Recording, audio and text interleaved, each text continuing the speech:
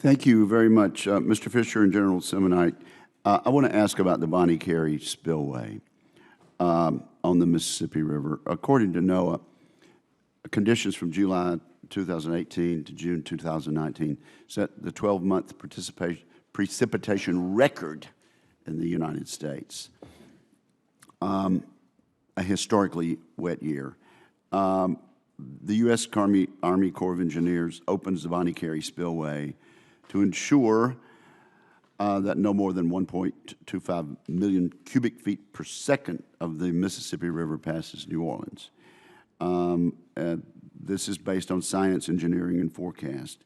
This year's openings lasted for an unprecedented 123 days, and it just devastated the Mississippi Sound, because what happens is the Bonnet Carré Spillway empties out into Lake Pontchartrain, which eventually gets into the Mississippi Sound with a bunch of fresh water and destroys our saltwater shrimp and oysters. I have submitted a request for language that would authorize a comprehensive study of water management techniques, structures, and features within the MR&T, and to look at this. We certainly want to do what we can on Mississippi River flooding, but I just don't think it has to be done at the expense of our small business people and residents who depend on the salt water in the Mississippi Sound. So, General, if you could comment on that, and then Mr. Fisher. So, Senator, this is where, we have 8 authorized purposes, and sometimes those compete against each other. And as much as we care about the environment, the habitat, the economy, there's absolutely no doubt in our mind the most important thing is life safety. There was some confusion in the Missouri River when our guys would say we have 8 authorized purposes, but it is always to be able to take care of people and their property first. So the challenge here is that if you didn't release that much water, could we have found some way of absorbing those impacts if you didn't have that water going downstream? We would welcome a study, anything we can do to try to do this better, we want to do, but the last thing we want to do is hold water back and kill a human when we're trying to preserve the environment. The environment's important, but it's that balance that is hard to be able to manage. Well, I'm glad you would welcome a study, and it's not just the environment, although the environment is very important. It's the livelihood of people who depend on the salt water in the Mississippi Sound. Mr. Fisher, do you have anything to add? Senator, I'm not sure I do. I think, life, property, environment, economy, those local businesses are certainly important. When you have competing water resource issues in Bonnet Carré or other spillways, they're tough decisions, and we look forward to working with this committee to ensure that we're operating those spillways in an appropriate manner and protecting everything that they're authorized for.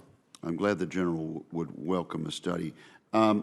I have also, with regard to permitting an economic development, I have submitted, Mr. Chairman, a provision to WRDA to allow communities to work on the front end with the Army Corps to review sites in advance in order to recruit projects to locations that require wetland mitigation. I've found that certain districts interpret the current law differently across the nation.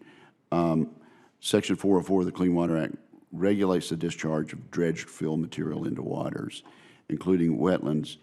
We want to mitigate, but we'd like an opportunity to do this in the most efficient way, so that when a community has an opportunity to act quickly to engage in job creation, they can do so. Would you agree that local communities should be able to work collaboratively with the Corps and other resource agencies when engaged in responsible economic development, and that working collaboratively on the front end could allow the Corps to be a stronger partner with local communities around the country in job creation?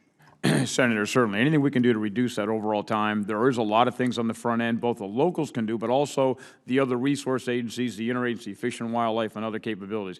The other thing is you talked about consistency. We want to delegate and empower. We want to push things down, but that means you have a hard time making sure everybody does it the same.